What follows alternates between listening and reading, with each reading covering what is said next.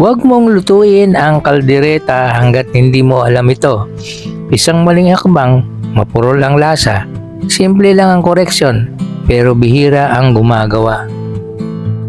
Intro muna po tayo. Una ay maghiwa tayo ng sibuyas.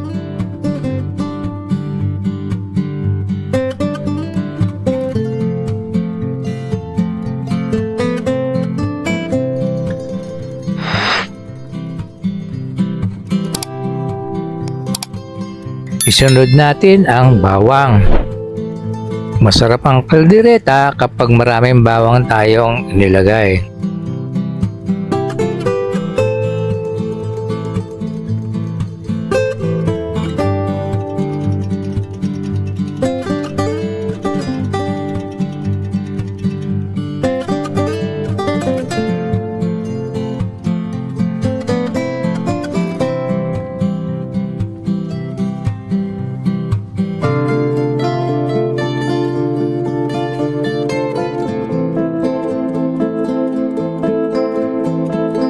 Pagkatapos naman ay balatan natin ang mga carrots.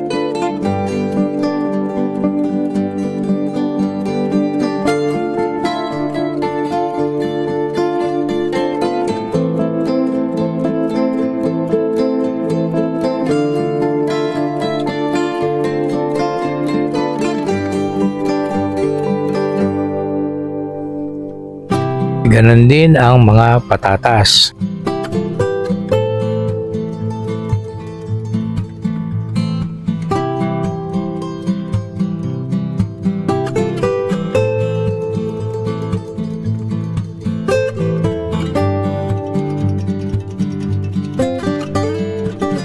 Pagkatapos ay hiwain natin ang carrots into bite size.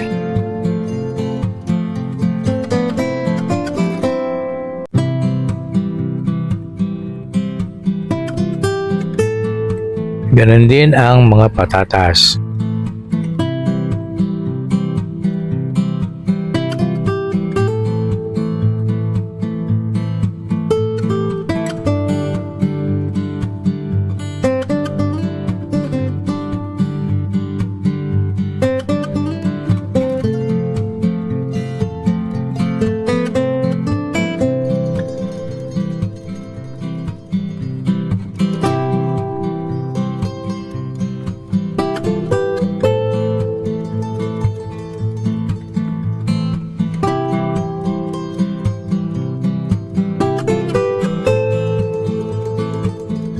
Hiwain sa gitna ang bell pepper, alisan ng buto, at pagkatapos ay hiwain sa maliliit.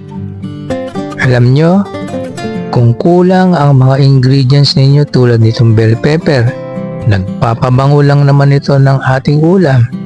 Pero kung tayo wala, okay lang. Maluluto pa rin natin ang ating ulam ng masarap at malasa. Hindi importante kung mayroon tayo o wala ng red bell pepper, basta ang mahalaga, maluto natin ng tama at mayroon siyang lasa. Isa din ito sa mga nagpapabango ng ating ulam. Lalo na kung medyo tight ang ating budget, hindi tayo nakabili, yun lang. Isa pa rin ito sa mga nagpapasarap ng ating kaldereta. Kaya magbukas po tayo ng 2 lata ng liver spread. Ihanda natin ang ating kawali. Maglagay tayo ng butter at kaunting mantika upang hindi masunog, at gawin lang natin ito sa mahinang apoy. Kapag natunaw na ang butter, ay ating igisa ang bawang at saka ang sibuyas at hintayin lang nating bumungo at mag-translucent ito.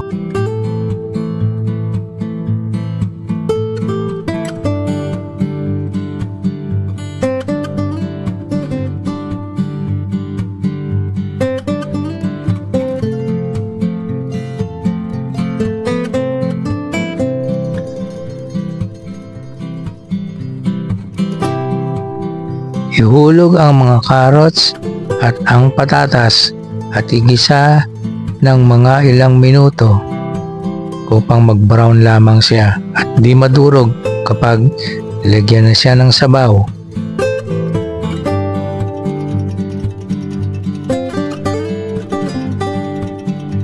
Makaraan ang mga ilang minuto ay ihulog na ang karne sa kawali at isir ito ng mga ilang ding minuto.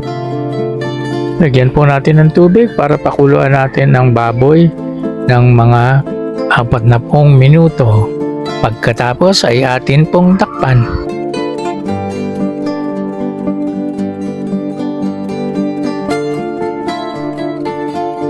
Ihulog na po natin yung soup stock. Pagkatapos ay ang tomato sauce. Liver spread na magpapalinamnam sa ating kaldereta. Lagyan din po natin ng toyo at paminta.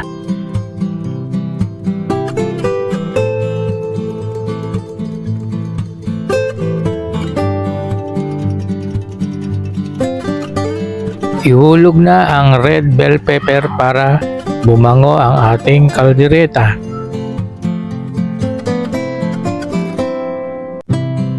Para sa dagdag na linamnam, gadgaran din po natin ng keso. Ang sarap po nito. Tiyak na mapaparami kayo ng kain.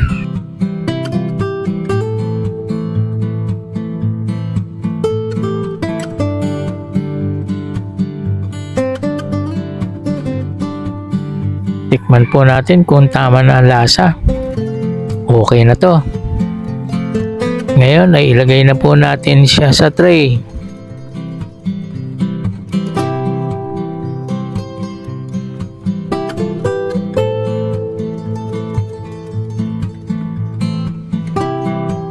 Ito na po ang aking napakasarap na kaldereta.